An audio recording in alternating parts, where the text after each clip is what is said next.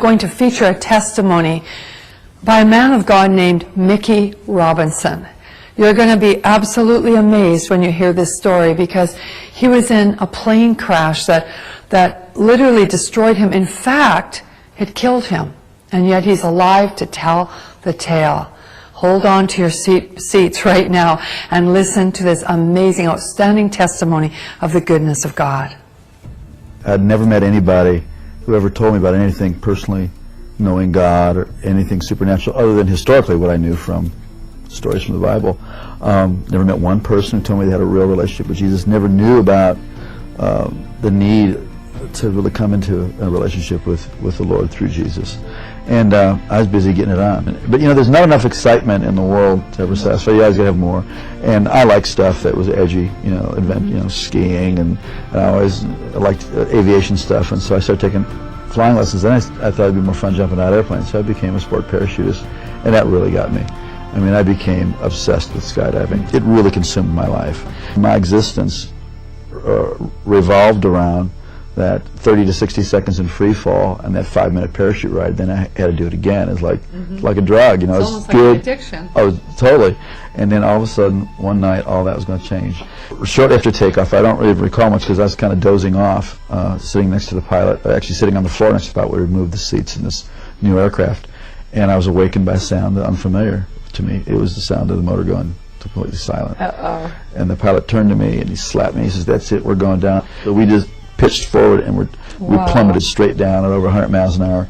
And what was seen out of the cockpit, and this was told to me, I don't recall this, but we were going straight to the ground and we're headed right towards a gigantic oak tree. We did hit that tree going, like I said, over 100 miles an hour, and my face stopped my body going 100 miles an hour. So then the airplane cartwheeled on its wings and slammed into the ground. If you see pictures of the aircraft, it doesn't look like anybody could survive this. So there was obviously injury and confusion, and the two students got pushed out the doorway and by one of my friends who was a very experienced jumper, and the fourth man out saw me moving, and the pilot assumed we were leaving too, and just as he was going out, the plane went up in flames, and as he was running away, he heard screaming and realized I was trapped inside along with the pilot.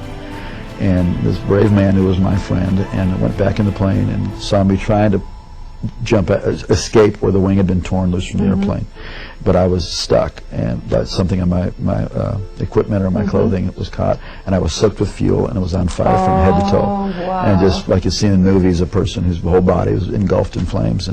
And this is where God did the first miracle. This man grabbed a hold of my parachute harness and with his bare hands tore that loose. It's 2,000 pounds tensile strength in each one of those straps. Wow. Pulled so hard he pulled his thumbs out of his sockets, dragged me away from the plane and slapped the fire out. It kept reigniting, and then he tried to go back for the pilot and he couldn't. He was burned alive. Well, they rushed me off to the hospital. Obviously it was horrible, and they rushed me off to the hospital and saw that I had sustained very serious injuries. I had a brain injury. I had burns over a large portion of my body. I had to find out my eye was blind, my right eye was blind, and you know, tremendous cuts, and you know, this shock of that crash. They told my family I was going to die. They told my sister to come that day because I was not going to be there in the afternoon.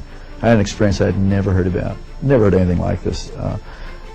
As I was laying there in that condition, just racked with pain and discomfort in every way possible, suddenly my inner man, the real me, my spirit, sat up out of my body, and I could feel my legs go through the springs of the bed. Wow. And my spirit came out of my body as if you would take a glove off your hand.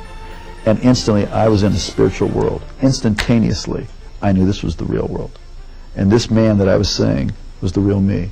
Now, when that happened, were you aware of any pain still? Or no, I was totally completely separated from the pain and the carcass. Completely, no. And I didn't even remember I turned around and looking. I mean, I was transferred immediately into a spiritual dimension. And everything about the spirit world is more real than this world.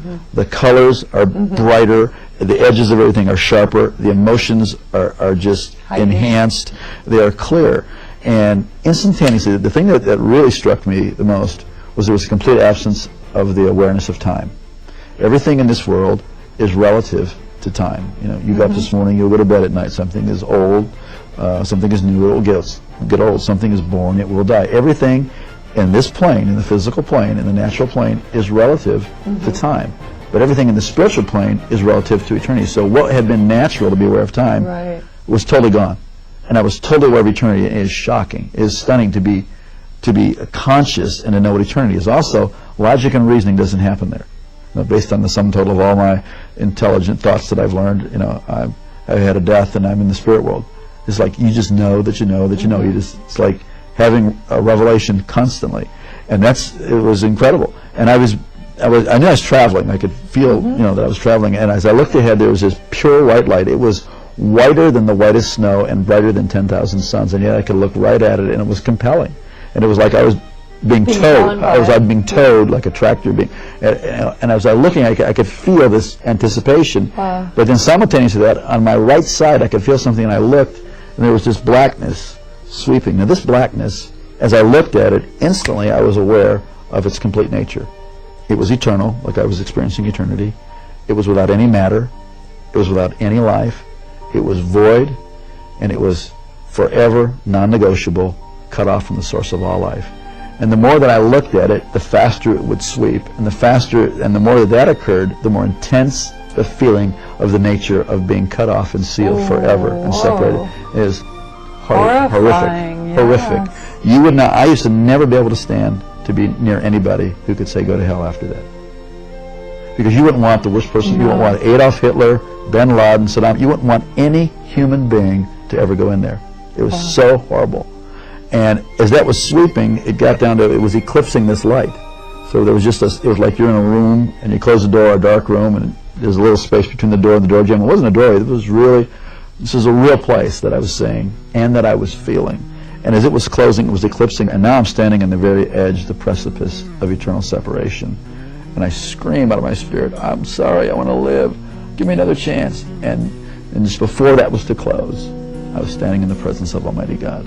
Whoa. And instantly I knew I would never die for eternity. And that's mercy. It's unbelievable. Wow. And instantly I knew that this being who was off on this side of me, who I didn't see, but I was standing in this river of golden radiation. It looked like a moving river of golden light. And this river went that way, it went that way, it was underneath me, it was going right through me. And this river was alive. I don't know how to describe it, except that this river was alive, and it's going right through me, and I'm more alive than anybody can imagine. I mean, this is the height of the experience of life. It filled up with life, and somehow I knew this being was going to take care of me for eternity. I didn't see the New Jerusalem, I didn't see any angels in heaven, I didn't see any people down before me. This was the max. So I was so filled with just the love and all of God's majesty, all of His authority, all of His love, everything was just flowing through me. I was like vibrating, like a tuning fork, the very essence of God's nature. But when God spoke to me, and not in a language like you and I are talking now, but the knowledge of His purpose, the word of His purpose, came in through that same light. And I was taken back to the same way I was, like being wheeled in like a kite, and I went down through space and time, this dimension. As my spirit settled into my body, and I could start to hear out of these ears and see out of this eye, I came to in the room, materialized kind of like they beam up on Star Trek, and I heard myself speaking in this beautiful language that I had never heard anybody talk about before. You know, it was a beautiful language, and when my brain turned on, I thought, what in the heck is this other language? And I was no longer, the person who was dying and dead was no longer, and I was born again and filled with the Holy Ghost. I never heard about that. You know, for years I wondered, what was that blackness, and why did it sweep down to where it was just a sliver, like about a half-inch of white light? And years later, God revealed it to me.